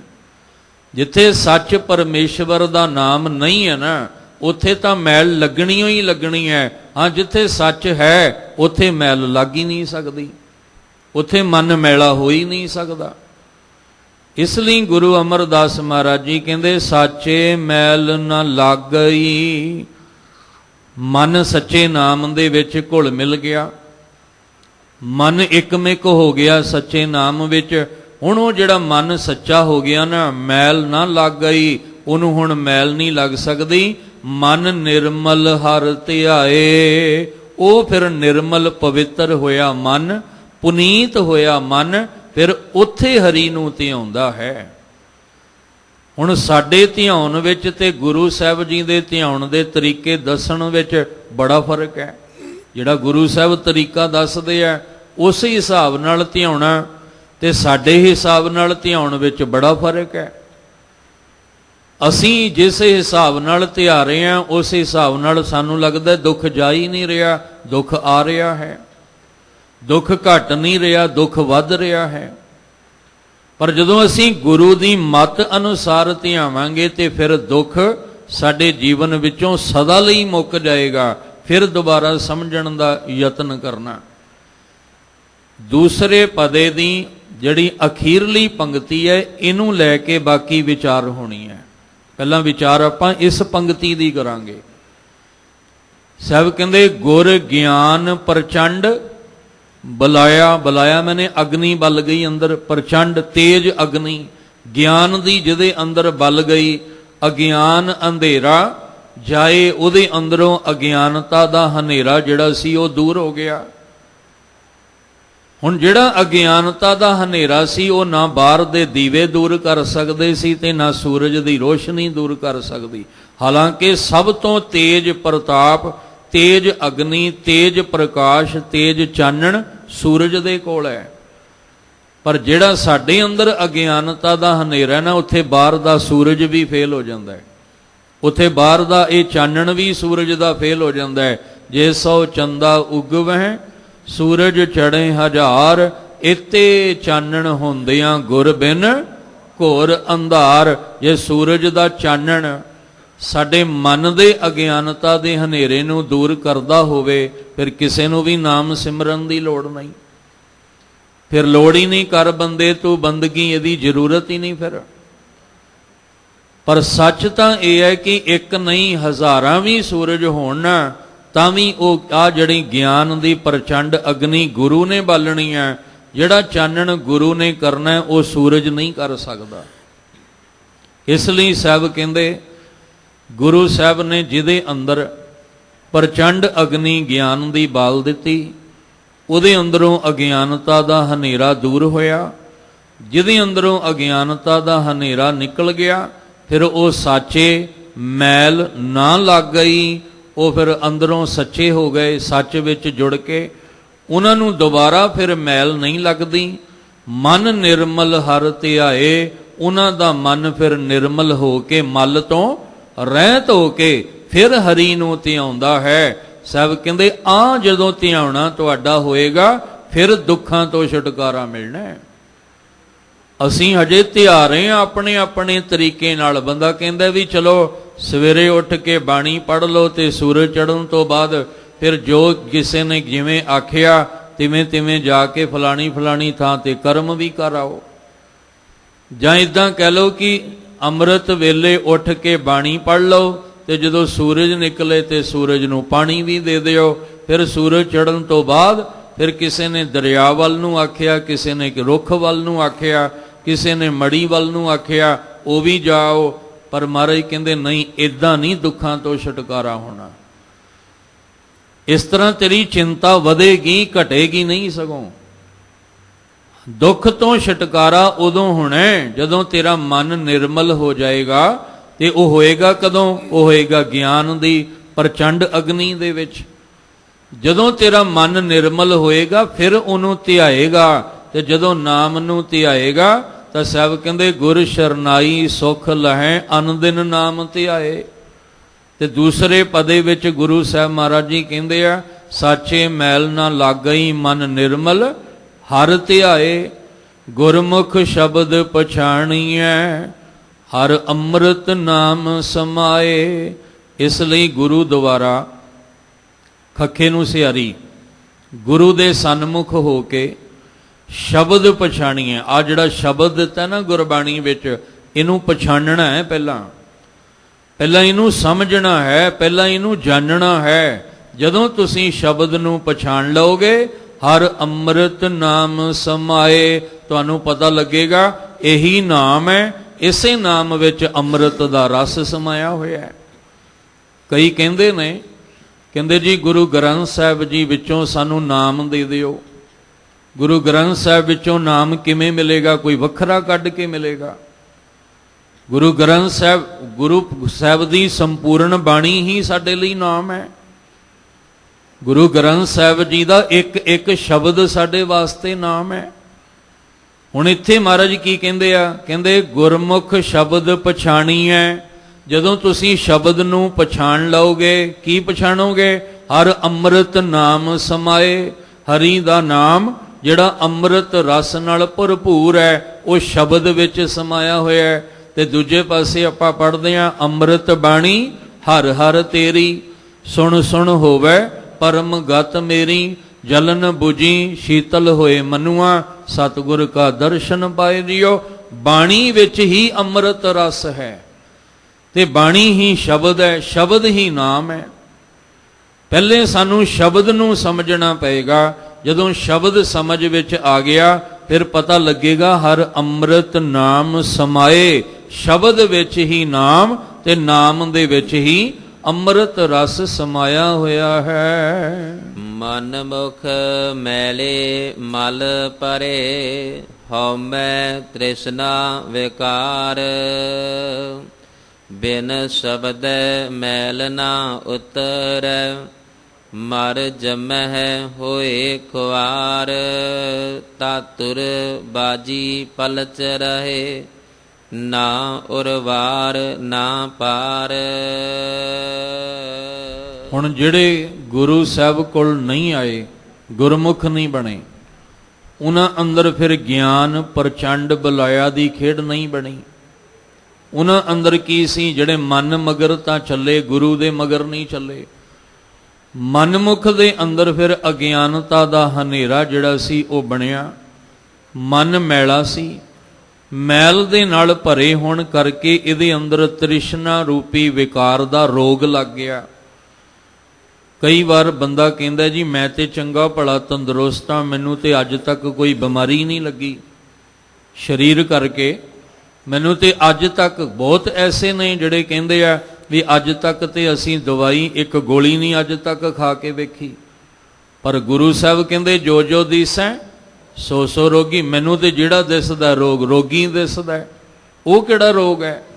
ਕਿਉਂਕਿ ਜਿਹੜਾ ਗੁਰੂ ਸਾਹਿਬ ਦੱਸਦੇ ਨੇ ਉਹ ਮਾਨਸਿਕ ਰੋਗ ਨੇ, ਮਾਨਸਿਕ ਬਿਮਾਰੀਆਂ ਨੇ। ਜਿਹੜਾ ਸਰੀਰ ਦਾ ਰੋਗ ਹੈ, ਸਰੀਰ ਦੀਆਂ ਬਿਮਾਰੀਆਂ ਨੇ, ਇਹ ਹੋਰ ਨੇ। ਮਨ ਦੀਆਂ ਬਿਮਾਰੀਆਂ ਹੋਰ ਨੇ, ਸਰੀਰ ਦੀਆਂ ਬਿਮਾਰੀਆਂ ਜਿਹੜੀਆਂ ਨੇ ਉਹ ਤੁਸੀਂ ਹਰ ਥਾਂ ਤੇ ਸਾਨੂੰ ਡਾਕਟਰ ਮਿਲ ਜਾਣਗੇ। ਚੈੱਕਅਪ ਵਾਸਤੇ ਵੀ ਸਾਨੂੰ ਹਰ ਥਾਂ ਤੇ ਜਿਹੜਾ ਉਹ ਕੋਈ ਨਾ ਕੋਈ ਥਾਂ ਮਿਲ ਜਾਏਗੀ ਔਰ ਉਹਦੀ ਰਿਪੋਰਟ ਤੋਂ ਵੀ ਪਤਾ ਲੱਗ ਜਾਏਗਾ। ਪਰ ਜਿਹੜੀ ਮਾਨਸਿਕ ਬਿਮਾਰੀ ਹੈ ਇਹਦਾ ਚੈੱਕਅਪ ਕਿੱਥੇ ਕਰਾਓਗੇ? ਮਾਨਸਿਕ ਬਿਮਾਰੀ ਦਾ ਚੈੱਕਅਪ ਤਾਂ ਮੇਰਾ ਵੈਦ ਗੁਰੂ ਗੋਬਿੰਦਾ ਕੋਲ ਹੀ ਆ ਕੇ ਹੋਣਾ ਹੈ। ਤੇ ਗੁਰੂ ਸਾਹਿਬ ਕਹਿੰਦੇ ਨੇ ਮਨਮੁਖ ਮੈਲੇ ਮਲ ਭਰੇ। ਜਿਹੜੇ ਮਨਮੁਖ ਹੁੰਦੇ ਨੇ ਉਹ ਮਲ ਨਾਲ, ਗੰਦਗੀ ਨਾਲ, ਵਿਕਾਰਾਂ ਦੀ ਗੰਦਗੀ ਨਾਲ ਭਰੇ ਹੁੰਦੇ ਨੇ। ਹਉਮੈ ਤ੍ਰਿਸ਼ਨਾ ਵਿਕਾਰ, ਉਹਨਾਂ ਅੰਦਰ ਹਉਮੈ ਤੇ ਤ੍ਰਿਸ਼ਨਾ ਇਹ ਵਿਕਾਰ ਰੂਪੀ ਬਿਮਾਰੀਆਂ ਹੁੰਦੀਆਂ ਨੇ ਉਹਨਾਂ ਦੇ। ਕਿਉਂਕਿ ਤ੍ਰਿਸ਼ਨਾ ਵੀ ਰੋਗ ਹੈ ਤੇ ਹਉਮੈ ਦੀਰਘ ਰੋਗ ਹੈ। ਹਉਮੈ ਤਾਂ ਸਭ ਤੋਂ ਵੱਡੀ ਬਿਮਾਰੀ ਹੈ। ਹਉਮੈ ਤਾਂ ਹੰਕਾਰ ਤਾਂ ਸਭ ਤੋਂ ਵੱਡਾ ਰੋਗ ਹੈ। ਜਿਵੇਂ ਕੈਂਸਰ ਦਾ ਰੋਗ ਸਭ ਤੋਂ ਵੱਡਾ ਹੈ, ਇਸੇ ਤਰ੍ਹਾਂ ਹਉਮੈ ਦਾ ਰੋਗ ਹੈ। ਤਨ ਦੇ ਕੈਂਸਰ ਦਾ ਪਤਾ ਲੱਗ ਗਿਆ, ਪਰ ਮਨ ਦੇ ਕੈਂਸਰ ਦਾ ਪਤਾ ਹੀ ਕੋਈ ਨਹੀਂ ਲੱਗਾ। ਇਸ ਲਈ ਅਸੀਂ ਜਦੋਂ ਤਨ ਦਾ ਪਤਾ ਲੱਗਦਾ ਤੇ ਉਸੇ ਵੇਲੇ ਟ੍ਰੀਟਮੈਂਟ ਸ਼ੁਰੂ ਕਰਾ ਦਿੰਦੇ ਹਾਂ, ਉਸੇ ਵੇਲੇ ਹੀ ਇਲਾਜ ਸ਼ੁਰੂ ਕਰਾ ਦਿੰਦੇ ਹਾਂ। ਪਰ ਜਿਸ ਦਿਨ ਪਤਾ ਲੱਗਾ ਵੀ ਮਨ ਨੂੰ ਵੀ ਹਉਮੈ ਦਾ ਕੈਂਸਰ ਹੋਇਆ ਪਿਆ, ਉਸ ਵੇਲੇ ਫਿਰ ਗੁਰਦੁਆਰੇ ਆਉਣਾ ਸਾਡਾ ਸ਼ੁਰੂ ਹੋ ਜਾਏਗਾ, ਗੁਰਬਾਣੀ ਪੜ੍ਹਨੀ ਸ਼ੁਰੂ ਹੋ ਜਾਏਗੀ, ਅਰਦਾਸ ਬੇਨਤੀ ਕਰਨੀ ਸ਼ੁਰੂ ਹੋ ਜਾਏਗੀ ਕਿ ਮਹਾਰਾਜ ਜੀ ਬਸ ਇਹ ਹਉਮੈ ਦੀ ਬਿਮਾਰੀ ਨੂੰ ਅੰਦਰੋਂ ਕੱਢ ਦਿਓ। ਸਾਹਿਬ ਕਹਿੰਦੇ ਮਨਮੁਖ ਨਹੀਂ ਸਮਝਦਾ, ਕਿਉਂਕਿ ਮਨਮੁਖ ਮੈਲੇ, ਉਹ ਮੈਲੇ ਨੇ, ਮਲ ਭਰੇ, ਮੈਲ ਨਾਲ ਭਰੇ ਪਏ ਨੇ ਅੰਦਰੋਂ। ਹਉਮੈ ਤ੍ਰਿਸ਼ਨਾ ਵਿਕਾਰ, ਔਰ ਜਿਹੜਾ ਵਿਕਾਰ ਦਾ ਭਾਵ ਬਿਮਾਰੀ, ਰੋਗ, ਇਹਨਾਂ ਦੇ ਅੰਦਰ ਹਉਮੈ ਤੇ ਤ੍ਰਿਸ਼ਨਾ ਦੀ ਬਿਮਾਰੀ ਜਿਹੜੀ ਹੈ ਅੰਦਰ ਹੁੰਦੀ ਹੈ। ਬਿਨ ਸ਼ਬਦੈ ਮੈਲ ਨਾ ਉਤਰੈ, ਤੇ ਸ਼ਬਦ ਤੋਂ ਬਿਨਾ ਇਹ ਮੈਲ ਉਤਰਨੀ ਨਹੀਂ। ਸ਼ਬਦ ਤੋਂ ਬਿਨਾ ਇਹ ਰੋਗ ਜਿਹੜਾ ਅੰਦਰ ਲੱਗਾ ਹੋਇਆ, ਇਹ ਰੋਗ ਦਾ ਇਲਾਜ ਕੋਈ ਨਹੀਂ ਹੋਣਾ। ਵੈਸੇ ਤਾਂ ਮਹਾਰਾਜ ਨੇ ਸੌਖਾ ਤਰੀਕਾ ਦਿੱਤਾ ਹੈ। ਬਾਹਰੋਂ ਤੇ ਆਪਾਂ ਪਰੇਸ਼ਾਨ ਹੋ ਜਾਂਦੇ ਆ ਨਾ ਦਵਾਈਆਂ ਖਾ ਖਾ ਕੇ। ਬੰਦੇ ਨੂੰ ਜਿੰਨੀਆਂ ਬਿਮਾਰੀਆਂ ਉਨੀਆਂ ਦਵਾਈਆਂ, ਉਨੀ ਤੇ ਬੰਦਾ ਰੋਟੀ ਨਹੀਂ ਖਾਂਦਾ ਜਿੰਨੀ ਦਵਾਈ ਖਾਂਦਾ ਦਿਹਾੜੀ ਵਿੱਚ।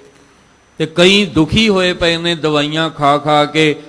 ਐਸਾ ਵੀ ਕਈਆਂ ਦੀ ਜ਼ੁਬਾਨ ਤੋਂ ਸੁਣਿਆ, ਮੈਨੂੰ ਮਾਫ ਕਰਨਾ, ਇੱਕ ਦੋ ਸੱਜਣ ਇੰਨੇ ਭਿਆਨਕ ਰੋਗਾਂ ਵਿੱਚੋਂ ਨਿਕਲ ਰਹੇ ਨੇ, ਉਹ ਕਹਿੰਦੇ ਨੇ ਸਾਨੂੰ ਦਵਾਈ ਨਹੀਂ ਜ਼ਹਿਰ ਦੇ ਦਿਓ ਇੱਕੋ ਵਾਰੀ, ਅਸੀਂ ਰੋਜ਼-ਰੋਜ਼ ਇੰਨੀਆਂ ਦਵਾਈਆਂ ਨਹੀਂ ਖਾ ਸਕਦੇ।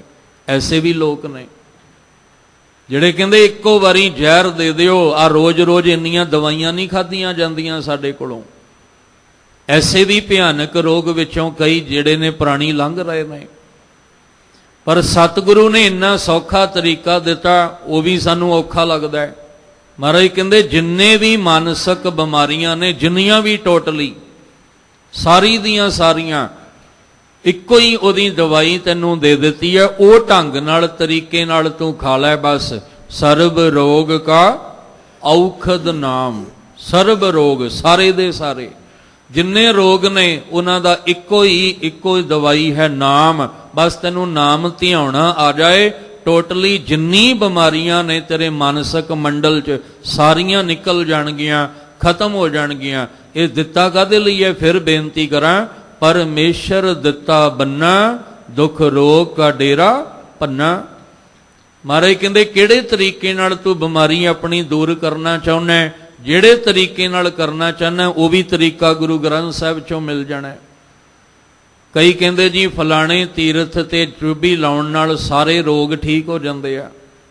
ਮਹਾਰਾਜ ਕਹਿੰਦੇ ਕੋਈ ਨਹੀਂ, ਤੈਨੂੰ ਇਸ਼ਨਾਨ ਹੈ ਨਾ ਤੇਰੇ ਦਿਮਾਗ 'ਚ ਬੈਠਾ ਵੀ ਫਲਾਣੀ ਥਾਂ ਤੇ ਇਸ਼ਨਾਨ ਕਰਨ ਨਾਲ ਰੋਗ ਕੱਟੇ ਜਾਂਦੇ ਆ, ਤੇ ਮਹਾਰਾਜ ਕਹਿੰਦੇ ਆ ਤੂੰ ਇਸ਼ਨਾਨ ਕਰਨ ਵਾਸਤੇ ਹੀ ਆ ਜਾ। ਤੇ ਉਹ ਕਿਵੇਂ ਕਰਨਾ ਹੈ? ਕਹਿੰਦੇ ਨੇ ਕਰ ਇਸ਼ਨਾਨ ਸਿਮਰ ਪ੍ਰਭ ਆਪਣਾ, ਮਨ ਤਨ ਭਏ ਅਰੋਗਾ। ਕਹਿੰਦੇ ਆ ਇਸ਼ਨਾਨ ਇਸ ਤਰੀਕੇ ਦੇ ਨਾਲ ਕਰ, ਫਿਰ ਤੇਰੇ ਮਨ ਦੇ ਨਾਲ ਨਾਲ ਤਨ ਵੀ ਅਰੋਗ ਹੋ ਜਾਏਗਾ। ਹਰ ਤਰੀਕਾ, ਹਰ ਜੁਗਤੀ, ਹਰ ਨੁਕਤਾ ਗੁਰੂ ਗ੍ਰੰਥ ਸਾਹਿਬ ਜੀ ਦੀ ਬਾਣੀ ਵਿੱਚ ਦੱਸਿਆ ਵੀ ਤੂੰ ਕਿਸੇ ਤਰ੍ਹਾਂ ਨਾਮ ਨਾਲ ਜੁੜ ਤਾਂ ਸਹੀ, ਤੈਨੂੰ ਹਰ ਨੁਕਤੇ, ਹਰ ਜੁਗਤੀਆਂ, ਹਰ ਤਰੀਕੇ ਗੁਰੂ ਗ੍ਰੰਥ ਸਾਹਿਬ ਚੋਂ ਮਿਲ ਜਾਣਗੇ। ਇਸ ਲਈ ਸਤਿਗੁਰੂ ਪਾਤਸ਼ਾਹ ਕਹਿੰਦੇ ਨੇ ਮਨਮੁਖ ਦੀ ਹਾਲਤ ਕੀ ਹੁੰਦੀ ਹੈ? ਮਨਮੁਖ ਮੈਲੇ ਮਲ ਭਰੇ, ਹਉਮੈ ਤ੍ਰਿਸ਼ਨਾ ਵਿਕਾਰ, ਬਿਨ ਸ਼ਬਦੇ ਮੈਲ ਨਾ ਉਤਰੈ ਮਰ ਜੰਮੇ ਹੋਏ ਖੁਆਰ। ਉਹ ਜੰਮਦੇ ਨੇ ਮਰਦੇ ਨੇ, ਜੰਮਦੇ ਨੇ ਮਰਦੇ ਨੇ, ਖੁਆਰ ਹੋਏ ਰਹਿੰਦੇ ਨੇ, ਕਿਉਂਕਿ ਸ਼ਬਦ ਤੋਂ ਬਿਨਾ ਮੈਲ ਉਤਰਨੀ ਕੋਈ ਨਹੀਂ। ਜਿੰਨਾ ਚਿਰ ਸ਼ਬਦ ਦਾ ਅਭਿਆਸ ਨਹੀਂ ਕਰਾਂਗੇ, ਇਹ ਮੈਲ ਨਹੀਂ ਜੇ ਸਾਡੇ ਮਾਨਸਿਕ ਮੰਡਲ ਵਿੱਚੋਂ ਦੀ ਨਿਕਲਣੀ। ਭਰਿਆ ਪਿਆ ਦਿਮਾਗ ਗੰਦਗੀ ਨਾਲ ਭਰਿਆ ਪਿਆ, ਇਹ ਗੰਦਗੀ ਨਿਕਲਣੀ ਨਹੀਂ ਜਿੰਨਾ ਚਿਰ ਸ਼ਬਦ ਦਾ ਆਸਰਾ, ਸ਼ਬਦ ਦੀ ਟੇਕ ਤੇ ਸ਼ਬਦ ਦਾ ਅਭਿਆਸ ਨਹੀਂ ਆਪਾਂ ਕਰਾਂਗੇ। ਇਸ ਲਈ ਫਿਰ ਉਹ ਮਰ ਕੇ ਜੰਮਦਾ, ਜੰਮ ਕੇ ਮਰਦਾ ਤੇ ਖੁਆਰ ਹੁੰਦਾ ਰਹਿੰਦਾ। ਹਰ ਬਿਸਰਤ ਸਦਾ ਖੁਆਰੀ, ਤਾਂ ਕੋ ਧੋਖਾ ਕਹਾਂ ਵਿਆਪੈ ਜਾਂ ਕੋ ਓਟ ਤੁਹਾਰੀ। ਤੇ ਰੋਗੀ ਦੀ ਸੇਵਾ ਕਰਦਿਆਂ ਗੁਰੂ ਨਾਨਕ ਸਾਹਿਬ ਨੇ ਕਿਹਾ ਸੀ, ਜਿਉ ਤਪਤ ਹੈ ਬਾਰੋ ਬਾਰ, ਤਪ ਤਪ ਖਪੈ ਬਹੁਤ ਬੇਕਾਰ। ਜੈ ਤਨ ਬਾਣੀ ਵਿਸਰ ਜਾਏ, ਜਿਹਨੂੰ ਆ ਬਾਣੀ ਵਿਸਰ ਗਈ, ਸ਼ਬਦ ਵਿਸਰ ਗਿਆ। ਜੈ ਤਨ ਬਾਣੀ ਵਿਸਰ ਜਾਏ, ਜਿਉ ਪੱਕਾ ਰੋਗੀ ਵਿਲ ਲਾਏ। ਜਿਵੇਂ ਇੱਕ ਪੱਕੇ ਰੋਗ ਵਾਲਾ ਤੜਪਦਾ, ਇਸੇ ਤਰ੍ਹਾਂ ਮਨ ਦੇ ਵਿੱਚ ਜਿਹੜੇ ਰੋਗ ਲੱਗੇ ਆ, ਇਹ ਵੀ ਅੰਦਰੋਂ ਤੜਪਾਉਂਦੇ ਨੇ। ਉਹ ਸੁਖੀ ਨਹੀਂ ਹੋ ਸਕਦਾ। ਉਹ ਜੰਮਦਾ, ਜੰਮ ਕੇ ਮਰਦਾ, ਮਰ ਕੇ ਫਿਰ ਜੰਮਦਾ। ਇਹ ਖੁਆਰੀ ਸਾਰੀ ਜ਼ਿੰਦਗੀ ਭੋਗਦਾ, ਪਰ ਉਹਨੂੰ ਸੁੱਖ ਸਕੂਨ ਨਹੀਂ ਮਿਲਦਾ। ਉਹ ਸੁਖੀ ਨਹੀਂ ਹੋ ਸਕਦਾ ਜਿੰਨਾ ਚਿਰ ਸ਼ਬਦ ਦਾ ਆਸਰਾ ਲੈ ਕੇ ਆਪਣੇ ਅੰਦਰ ਦੀ ਮਲ ਨੂੰ ਧੋਵੇਗਾ ਨਹੀਂ। ਤੇ ਸ਼ਬਦ ਤੋਂ ਬਿਨਾ ਅੰਦਰ ਦੀ ਮਲ ਧੋਤੀ ਵੀ ਨਹੀਂ ਜਾਣੀ। ਭਰੀਐ ਮਤ ਪਾਪਾਂ ਗੈ ਸੰਗ ਉਹ ਧੋਪੈ ਨਾਵੇਂ ਕੈ ਰੰਗ। ਉਹ ਨਾਮ ਦੇ ਰੰਗ ਵਿੱਚ ਰੰਗੀਆਂ ਹੀ ਮਲ ਉਤਰਨੀ ਹੈ। ਬਿਨ ਸ਼ਬਦੈ ਮੈਲ ਨ ਉਤਰੈ ਮਰ ਜੰਮੈ ਹੋਏ ਖੁਆਰ। ਧਾਤੁਰ ਬਾਜੀ ਪਲਚ ਰਹੇ ਮਨਮੁਖ। ਧਾਤੁਰ ਬਾਜੀ ਦਾ ਅਰਥ ਹੈ ਜਿਹੜੀ ਨਾਸ਼ਵੰਤ ਖੇਡ ਹੈ। ਆ ਨਾਸ਼ਵੰਤ ਸੰਸਾਰ ਹੈ। ਇਸ ਨਾਸ਼ਵੰਤ ਸੰਸਾਰ ਦੇ ਵਿੱਚ ਹੀ ਪਲਚ ਰਹੇ, ਬਸ ਉਹਦੇ ਵਿੱਚ ਹੀ ਗਲਤਾਨ ਹੋਏ ਹੋਏ ਨੇ ਮਨਮੁਖ। ਦੇਖੋ ਦੋ ਖੇਡਾਂ ਨੇ। ਇੱਕ ਖੇਡ ਤਾਂ ਸਾਰਿਆਂ ਨੂੰ ਆਖਿਆ ਸੀ ਆਵਨ ਜਾਨ ਇੱਕ ਖੇਲ ਬਣਾਇਆ, ਤੇ ਜੇ ਤੁਸੀਂ ਇਸ ਖੇਡ ਵਿੱਚੋਂ ਨਿਕਲਣਾ ਤੁਹਾਨੂੰ ਇੱਕ ਹੋਰ ਖੇਡ ਖੇਡਣੀ ਪੈਣੀ ਹੈ। ਉਹ ਕਿਹੜੀ ਖੇਡ ਸੀ? ਜੋ ਤੋ ਪ੍ਰੇਮ ਖਿਲਨ ਕਾ ਚਾਓ, ਸਿਰ ਧਰ ਤਲੀ ਗਲੀ ਮਰੀਆਓ। ਇਤ ਮਾਰਗ ਪੈਰ ਧਰੀਜੈ, ਸਿਰ ਦੀਜੈ ਕੌਣ ਨਾ ਕੀਜੈ। ਉਹ ਗੁਰਮੁਖ ਸੀ ਜਿਹੜੇ ਆਹ ਖੇਡ ਖੇਡ ਗਏ, ਨਹੀਂ ਤਾਂ ਮਨਮੁਖ ਤਾਂ ਧਾਤੁਰਬਾਜੀ ਪਲਚ ਰਹੇ। ਉਹ ਨਾਸ਼ਵੰਤ ਖੇਡ ਵਿੱਚ ਹੀ ਗੁੰਮ ਹੋ ਗਏ, ਇਹਦੇ ਵਿੱਚ ਹੀ ਗਲਤਾਨ ਹੋ ਗਏ। ਨਾ ਉਰਵਾਰ ਨਾ ਪਾਰ। ਜਿਹੜੇ ਆ ਨਾਸ਼ਵੰਤ ਝੂਠੀ ਖੇਡ ਵਿੱਚ ਹੀ ਗਲਤਾਨ ਹੁੰਦੇ ਰਹੇ ਮਨਮੁਖ, ਨਾ ਉਹ ਲੋਕ ਵਿੱਚ ਟਿਕੇ ਤੇ ਨਾ ਪਰਲੋਕ ਵਿੱਚ। ਨਾ ਉਰਲਾ ਕਿਨਾਰਾ ਮਿਲਿਆ ਨਾ ਪਰਨਾ, ਉਹ ਵਿੱਚ ਮਝਦਾਰ ਦੇ ਹੀ ਗੋਤੇ ਖਾਂਦੇ ਰਹਿ ਗਏ।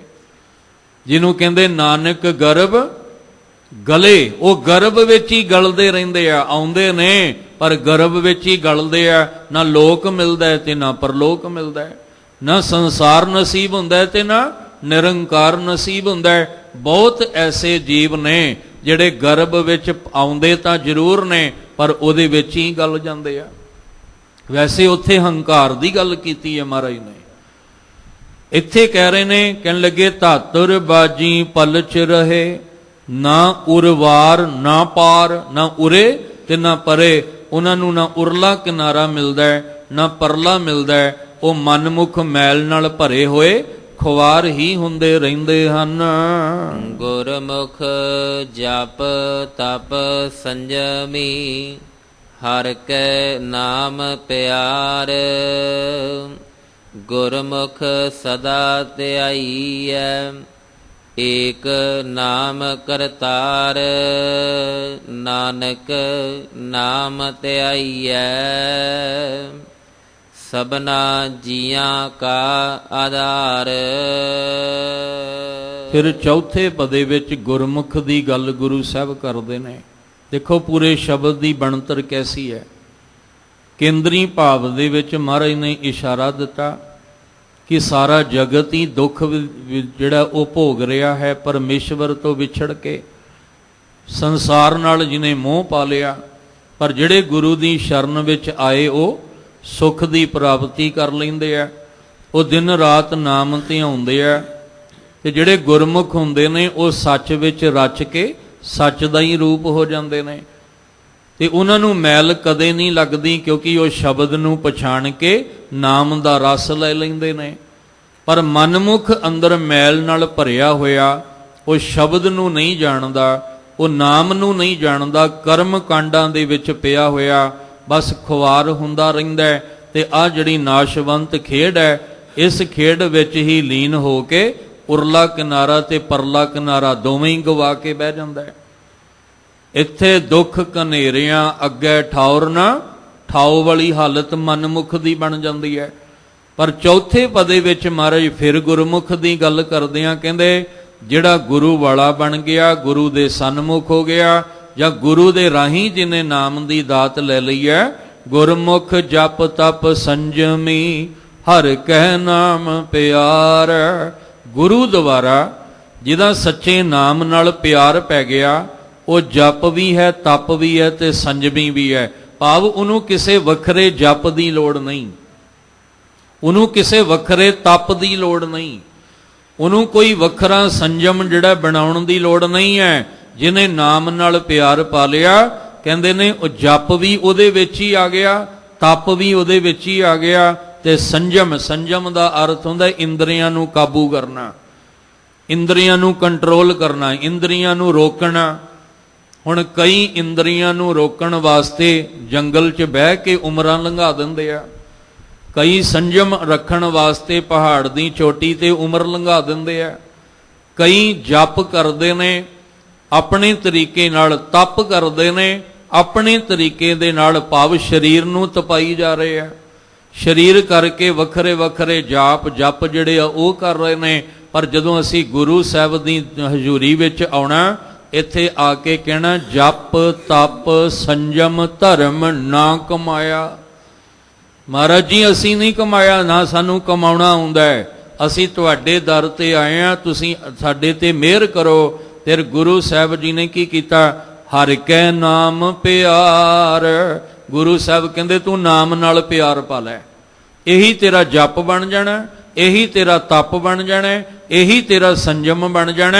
ਤੈਨੂੰ ਵੱਖਰੇ ਵੱਖਰੇ ਤਰੀਕੇ, ਵੱਖਰੀਆਂ ਵੱਖਰੀਆਂ ਜੁਗਤੀਆਂ ਅਪਣਾਉਣ ਦੀ ਲੋੜ ਨਹੀਂ।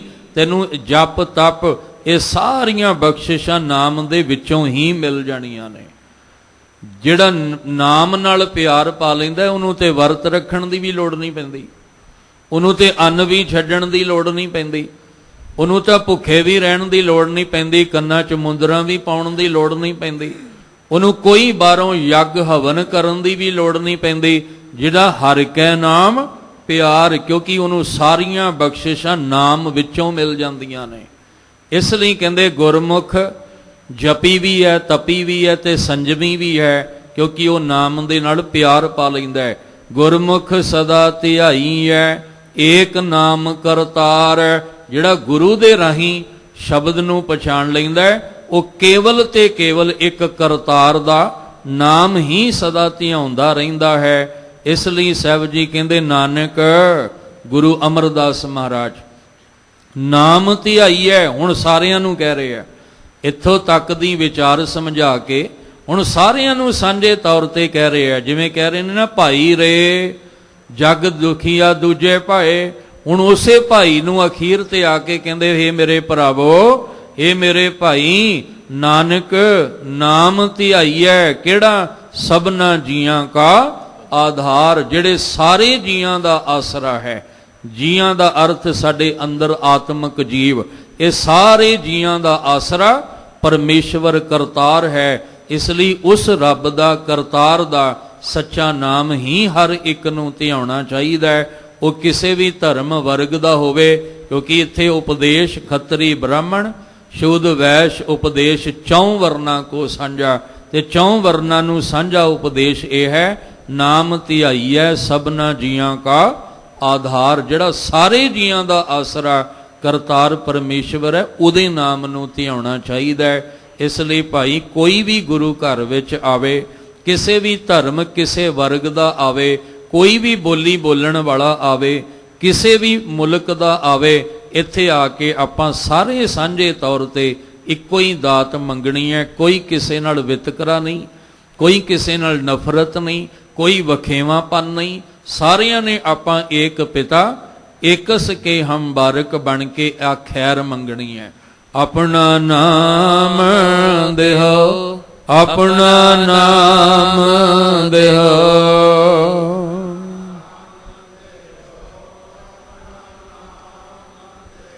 विसर नाही दातार, विसर नाही दातार।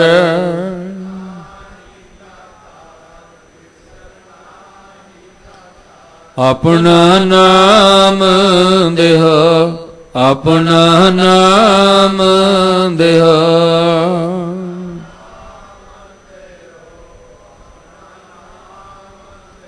गुण गावा दिन रात, गुण गावा दिन रात।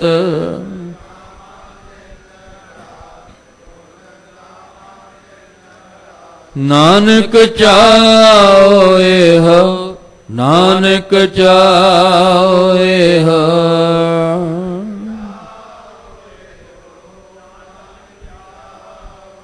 अपना नाम देहो, अपना नाम देहो।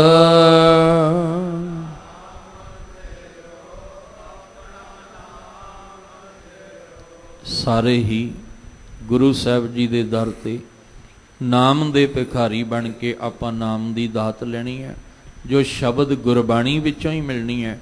शब्द गुरबाणी दा अभ्यास करदिआं, गुरु साहब जी दा आसरा लैंदिआं लोक सुखीए, परलोक सुहेले नानक हर प्रभ। आपे मिले वाला जीवन साडा तुहाडा सबना दा बन जाए। गुरु दर ते आया साडा ये जीवन सफल हो जाए। सबना नूं गुरु साहब चढ़दी कला बख्शण जी। अज दी विचार करदिआं बेअंत भुल्लां गलतियां होईआं, सतगुरु बख्श देण, अगे तो मेहर दा हथ रखण। आओ गुरु अमरदास महाराज जी दे पावन बचन अपने हिरदे अंदर वसा लईए जी। गुरमुख जप तप संजमी, हर के नाम प्यार। गुरमुख सदा ध्याईऐ, एक नाम करतार। नानक नाम ध्याईऐ, सबना जियां का आधार।